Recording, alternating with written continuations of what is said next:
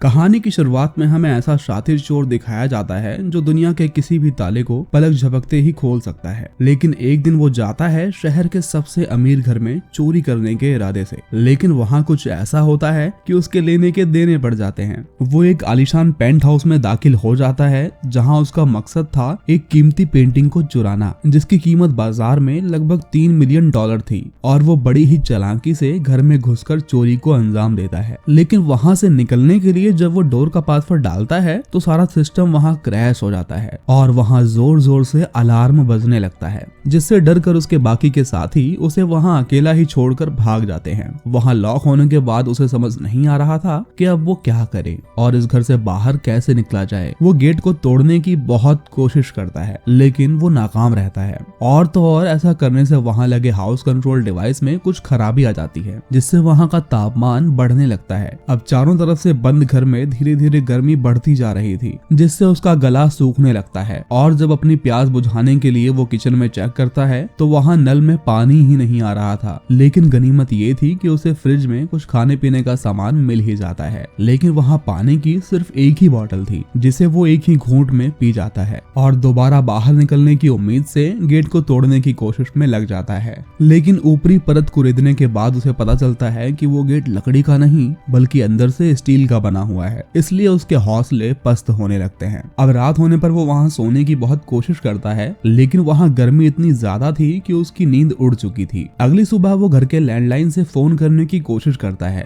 लेकिन उसका कनेक्शन पहले ही कट हो चुका था। इससे इरिटेट होकर वो कांच को तोड़ने की कोशिश करता है, लेकिन उस पर एक खरोच तक नहीं आती, क्योंकि वो पूरा घर साउंड और बुलेट प्रूफ था। अब वहाँ पीने का पानी ऑलरेडी खत्म हो चुका था और नीमो को बहुत प्यास लगी थी। प्यास बुझाने के लिए वो स्विमिंग पूल का पानी ट्राई करता है, लेकिन उसे नहीं पी पाता। अब गर्मी की वजह से उसके शरीर से बदबू आने लगी थी, इसलिए वो उस पानी से अपना शरीर साफ करता है। लेकिन प्यास ना बुझने पर वो वहाँ रखे फिश टैंक का पानी पीने की कोशिश करता है, लेकिन वो भी किसी काम का नहीं था। और जब उससे बर्दाश्त नहीं होता तो वो फिर से बर्फ निकालकर उसे चूसने लगता है, जिससे उसे थोड़ी तो राहत मिलती है। तभी उसे एक आइडिया आता है कि अगर छत पर लगी हुई विंडो को वो खोल दे तो शायद वहां से बाहर निकलने का कोई रास्ता मिल सकता है। और इसी उम्मीद के साथ वो घर का सारा सामान लाकर वहां चढ़ने का जुगाड़ बनाता है। और एक बार फिर से नाकाम होने पर वो हाउस कंट्रोल सिस्टम को छेड़ने की कोशिश करता है, लेकिन इससे जरा भी फायदा नहीं होता और पानी न मिलने पर वो फ्रिज में लगी हुई बर्फ को ही चाटने लगता है। उसी रात नेमो देखता है कि बाहर बहुत तेज बारिश हो रही है, लेकिन यहाँ घर के अंदर वो बूंद बूंद के लिए तरस रहा है। अब कोई भी रास्ता न मिलने पर वो घर में ही यहाँ वहाँ घूमने लगता है और इसी दौरान उसे पानी की आवाज आती है। चेक करने पर वो पाता है कि वहाँ कुछ पानी के फव्वारे लगे हुए थे,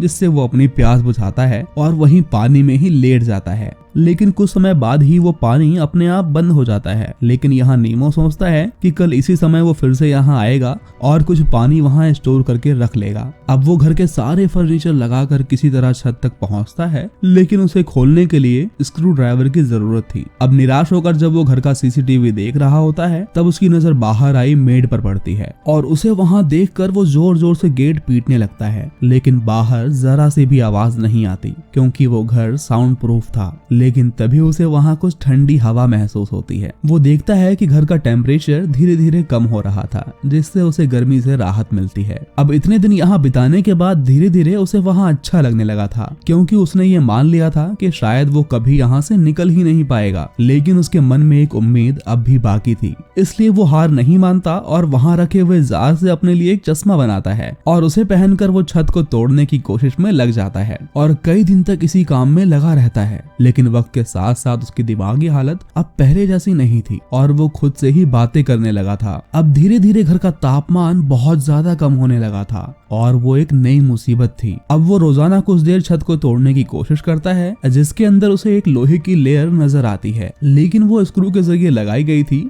और बिना स्क्रू ड्राइवर के उसे खोलना नामुमकिन था। इसके बाद उसकी नजर वहाँ विंडो पर पड़ती है, जहाँ उसे एक जख्मी कबूतर नजर आता है और वो उससे बातें करने लगता है, क्योंकि उसकी हालत भी भी फिलहाल कुछ ऐसी ही थी। अब धीरे धीरे उसकी दिमागी हालत खराब होने लगती है और वो वहाँ अजीबोगरीब हरकतें करने लगता है और घर में रखा हुआ सारा कीमती सामान तोड़ने लगता है। और इसी दौरान उसे अलमारी के पीछे एक खुफिया कमरा मिलता है जिसमें एक डमी रखा हुआ था, जिसे देखकर उसे लगता है कि वो कोई लाश हो। और उसी कमरे में उसे वहाँ और भी कीमती तस्वीरें मिलती हैं। और वहाँ से बाहर आकर वो देखता है कि खिड़की पर जो कबूतर था अब वो मर चुका था। और उसे देखकर नीमो को लगता है कि उसका भी हश्र कुछ ऐसा ही होने वाला है। लेकिन तभी एक बार फिर से वो मेड डोर के बाहर नजर आती है और वो जोर जोर से मदद की गुहार लगाने लगता है, लेकिन उसकी जरा सी भी आवाज बाहर नहीं आती, जिससे वो दरवाजा पीट पीट कर वहीं सो जाता है। अगली सुबह हम देखते हैं कि वो एक लकड़ी की मदद से स्क्रू ड्राइवर बनाता है और बहुत कोशिश करता है उसे खोलने की, लेकिन नाकाम रहता है और धीरे धीरे वो पागल होने लगा था। बड़ी मशक्कत के बाद वो एक स्क्रू को खोल लेता है, लेकिन बाकियों को खोलने की ताकत अब उसमें नहीं बची थी। और जब घर का सारा खाना खत्म हो जाता है तो जिंदा रहने के लिए उसे मजबूरन कुत्ते का खाना खाना पड़ता है। उसका शरीर अब बहुत कमजोर हो चुका था और जब वो बाकी स्क्रू खोलने की कोशिश करता है तब वो फिसल कर वहाँ से गिर जाता है और उसके पैर की हड्डी भी टूट जाती है।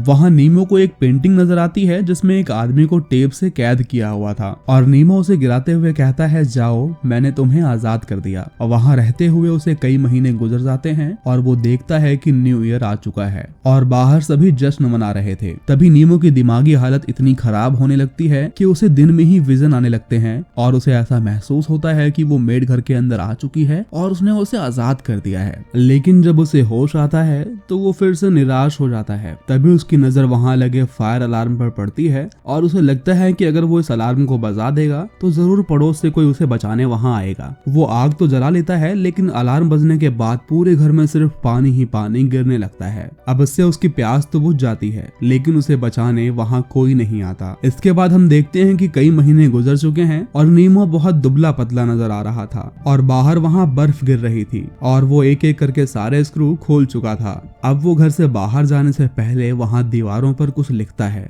वो इस घर के मालिक से कहता है कि मैंने तुम्हारा सारा घर डिस्ट्रॉय कर दिया है, लेकिन असल में ये घर नहीं बल्कि एक जेल है। इसके बाद हम देखते हैं कि नीमो उस विंडो को पूरी तरह खोल लेता है और वो बाहर निकल जाता है। इसी के साथ ये कहानी यहीं खत्म होती है। जल्द मिलते हैं एक नई वीडियो में एक नई कहानी के साथ।